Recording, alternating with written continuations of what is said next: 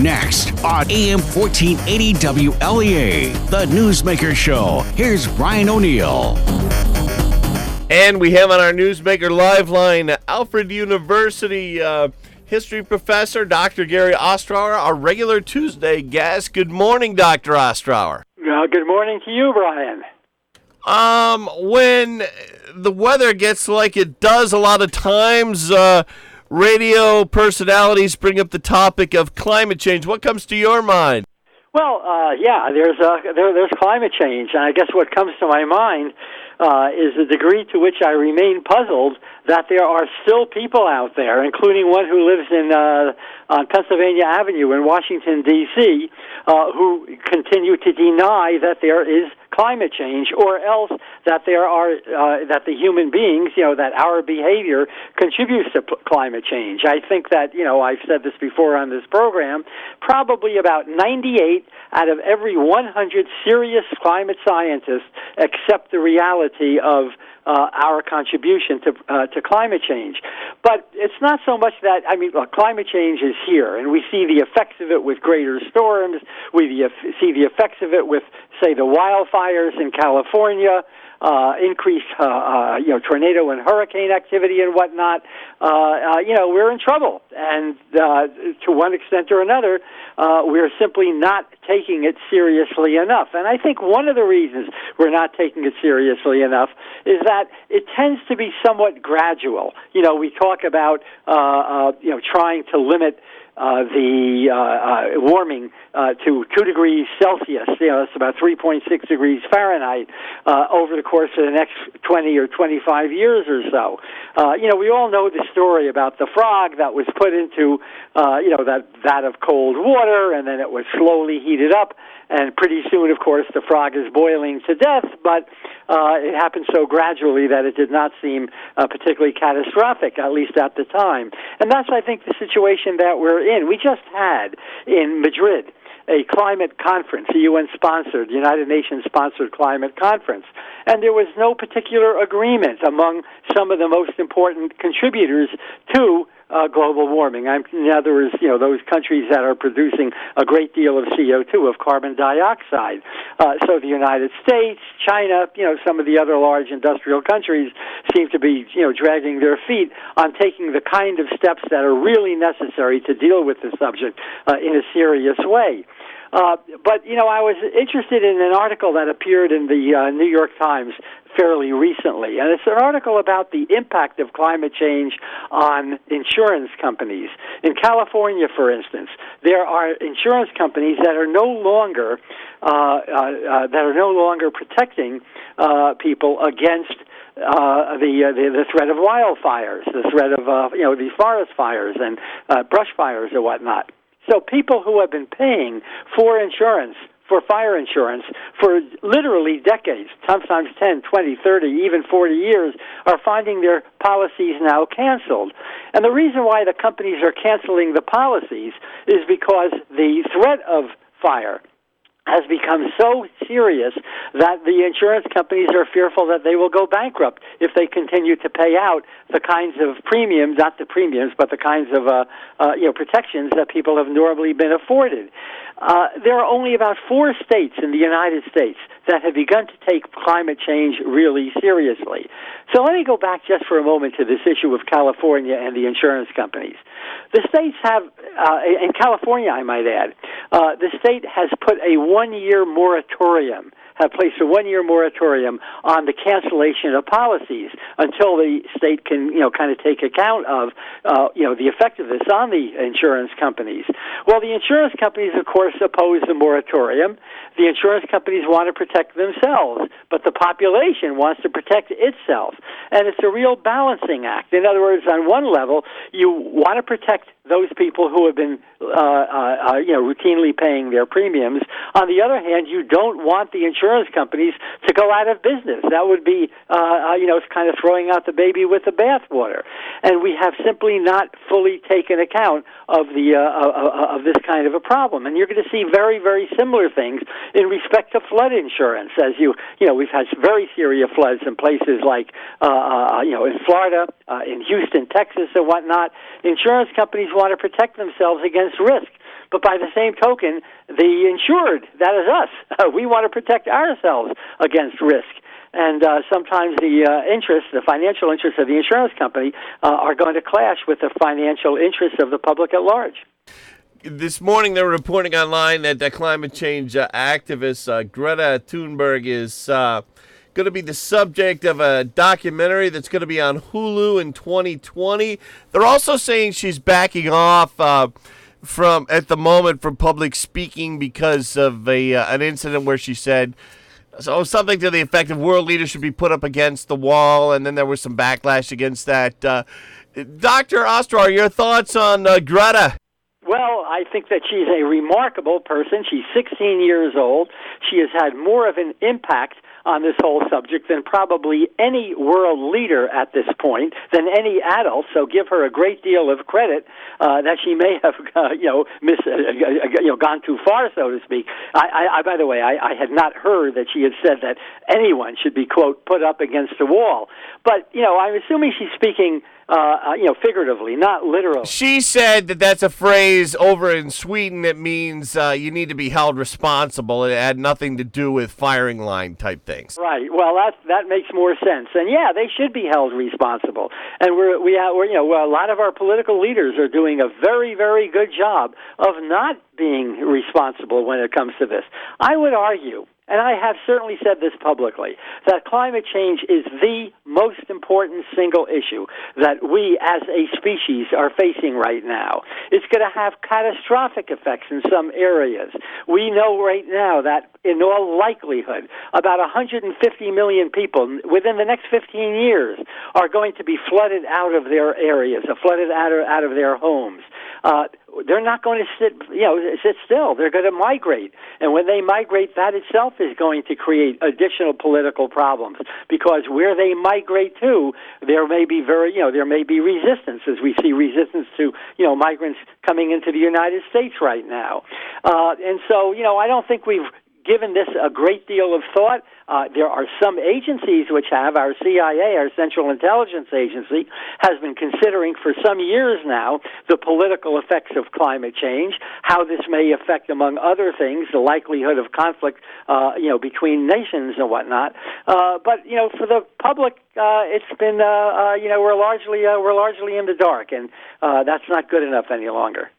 Gary, what do you think people like Greta Thunberg want as far as the general public goes? To cut down on car use, to put up wind and solar at their homes? What do you think she's asking for? All of the above. There's no question that we need more attention to renewable fuel resources, renewable energy. We simply cannot go on with the producing the amount of CO2 that countries like the United States and China have been doing for decades and decades and decades. And when I say that we can't produce this kind of CO2, it means we must look to other sources of energy. That may be nuclear energy again, but it certainly is going to include the renewables like wind and like solar. And as the cost of producing wind and solar energy, falls, for instance, the solar panels are much less expensive, if I'm not mistaken, about 1/4 the price that they were just 15 years ago. Of course, we're going to have to shift, but that involves some political pressures. President Trump, for instance, ran for president in 2016 before he was president, ran for president in 2016, arguing that we have to put all these coal miners back, in West Virginia and in other areas of Appalachia back to work. Well, that may pay off, that may pay political dividends for the president, but to argue that we should be going back to 19th century technology at a time when we know some of the problems that we're facing in respect to global warming makes no sense at all. I mean, it's just insane in a sense. And so, we're going to have to take, renewables a lot more seriously than we have. And we're not doing that. Right now, there's a lot of political pressure not to do that. The energy companies like Exxon, Shell, and so forth are certainly not on board. We got a lot of work to do. I did have a couple more questions on that topic, but we probably should move on, Gary. I did want to bring up that Congressman Tom Reed is going to be a no vote on impeachment. I'm guessing in this district that's not going to hurt him. Well, I think you're correct about that. If you watch Fox News, Fox and Friends, that kind of thing, if you listen to Hannity and if you listen to Rush Limbaugh, and that's all you listen to, of course you're going to be opposed to impeachment. And right now, at least in this area, New York State, a majority of people are listening to Fox more so than listening to some of the other stations that may be somewhat more critical of the president.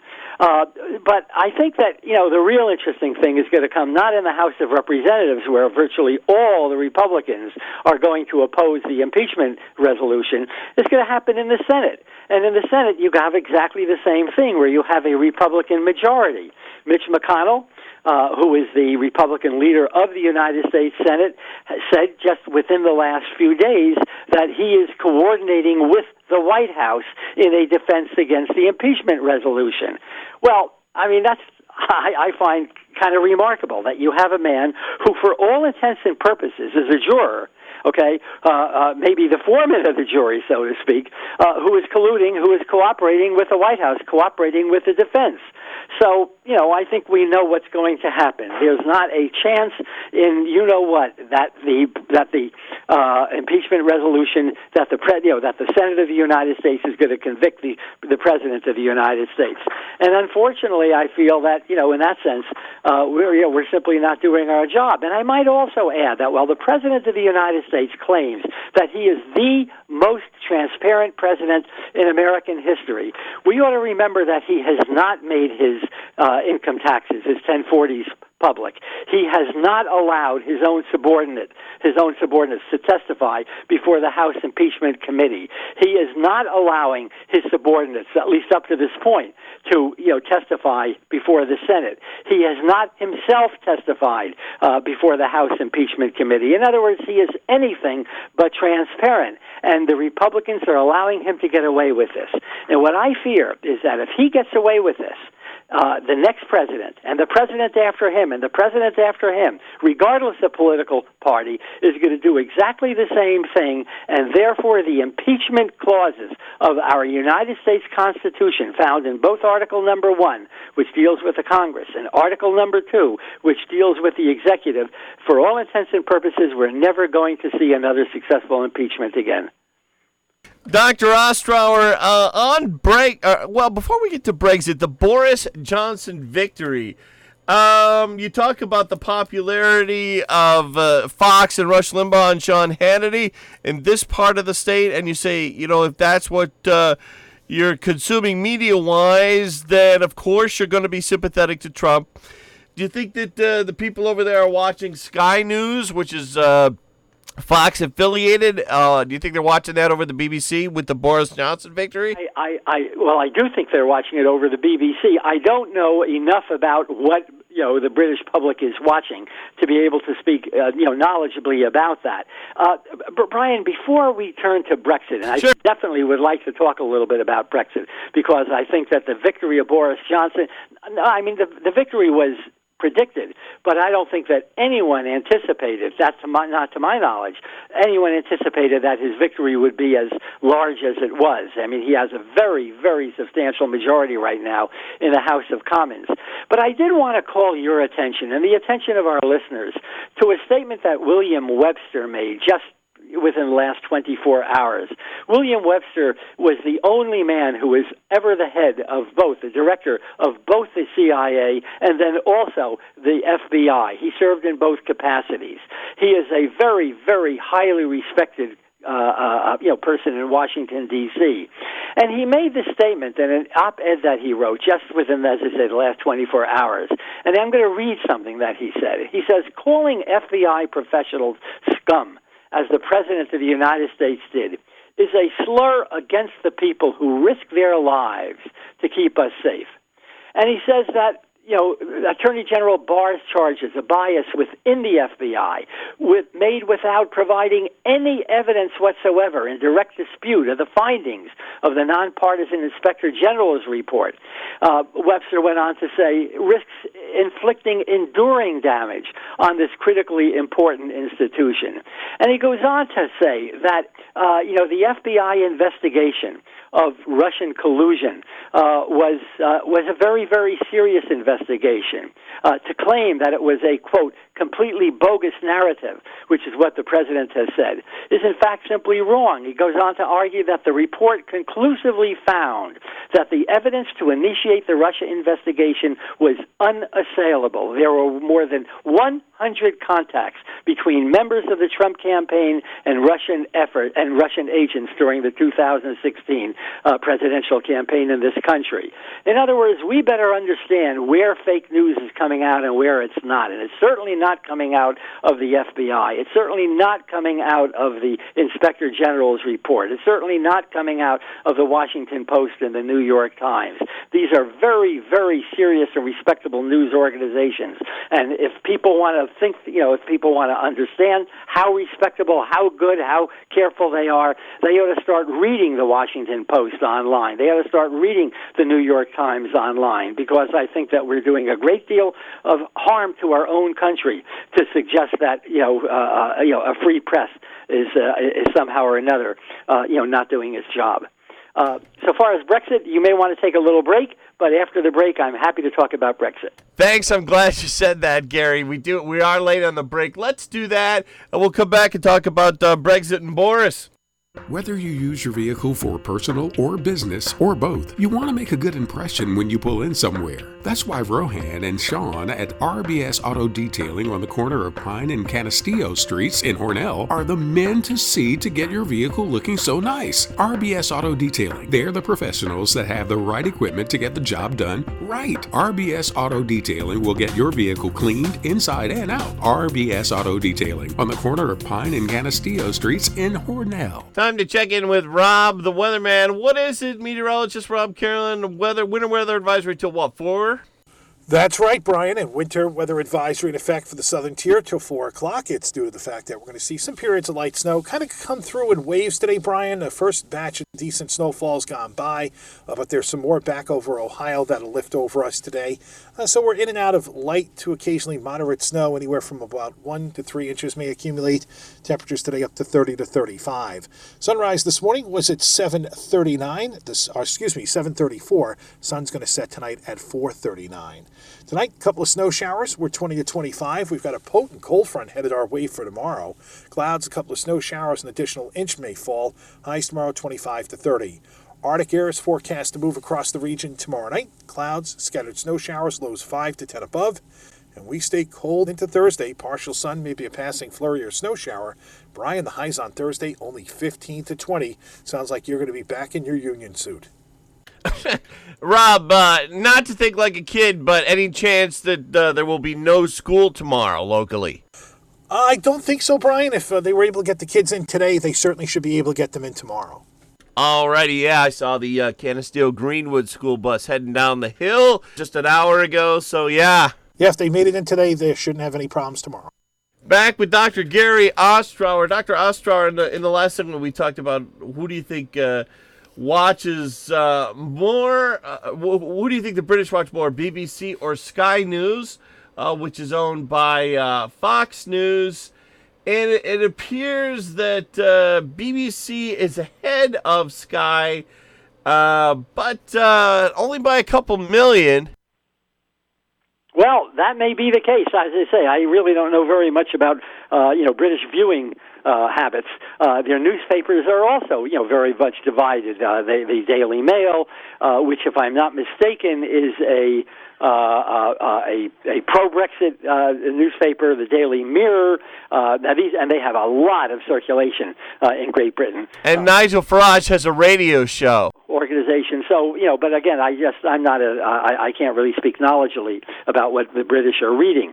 What I do know is that, Boris Johnson won, I think, very, very substantially in the House of Commons, although it's also kind of interesting to note that if you actually count up the number of votes for a pro-Brexit position, in contrast for those who were anti-Brexit, who wanted to remain in the common market, about 50% of the public voted for a pro-Remain, anti-Brexit position. About 40% voted for a pro-Brexit position, in other words, for Boris Johnson.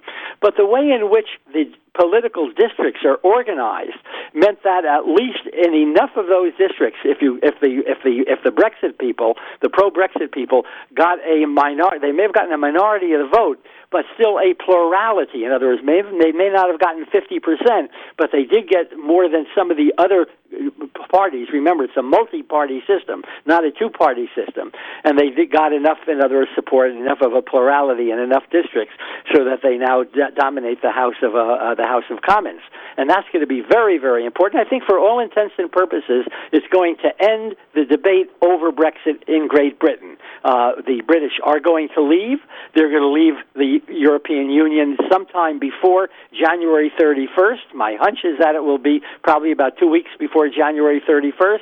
And that's the end, okay? And then for the next 5 years, Mr. Johnson has a majority in the House of Commons, and the pro-Remain people are just going to have to live with that. I think that's the end of the story. I think there's another element of that story that's really interesting, and that is that the lessons that Americans can take from what happened in Great Britain. And I think that it suggests that President Trump may do a lot better here, especially in rural areas and states, some of the smaller states than in states like California and New York, than people think. In other words, I think that if the Democrats wind up nominating a Elizabeth Warren, or if they nominate a Bernie Sanders, I think the Democrats are going to get creamed in the presidential election of 2020. Gary, it really is time for the show to end, but if you got a couple of minutes, if we could talk about on this day in history, the U.S., December 17, 1944, the U.S. approves ending the internment camps for Japanese Americans who were held because of their ethnic origins in camps in, California? Yes, well, not just in California, in Wyoming and Idaho and Nevada as well. There were quite a number of camps, I think about 11 or 13 camps. Do you have time to talk about that for a minute or two? Sure. Okay, that's a real embarrassing moment in American history. A lot of people, I'm sure, complained about it at the time. Now, am I right that Earl Warren was involved with that at some level? Yes, he was. Earl Warren was the Attorney General during that period. He was the Attorney General in California. And he was the person who had recommended the incarceration of the Japanese after Pearl Harbor. And that, of course, became it wasn't a federal law per se, but it became a regulation promulgated by the Roosevelt administration. Did it have racial implications? The answer is sure it did. The Japanese, of course, had bombed Pearl Harbor, and needless to say, that united Americans against Japan. But what you also find is that about 4 days after Pearl Harbor, I guess 3 days after Pearl Harbor, on December 10th, the Germans then declared war on the United States. Well, German Americans were not put into internment camps. Japanese Americans were put into internment camps. And so one has to ask, as many historians have since that period, why did we take much stronger action against our Japanese population than we did against the German population? Italy then declared war on the United States. Mussolini's Italy declared war on the United States. Italian Americans were not incarcerated, but Japanese Americans were. And I think that, once again, it does raise issues of bias. It does raise issues of racial prejudice.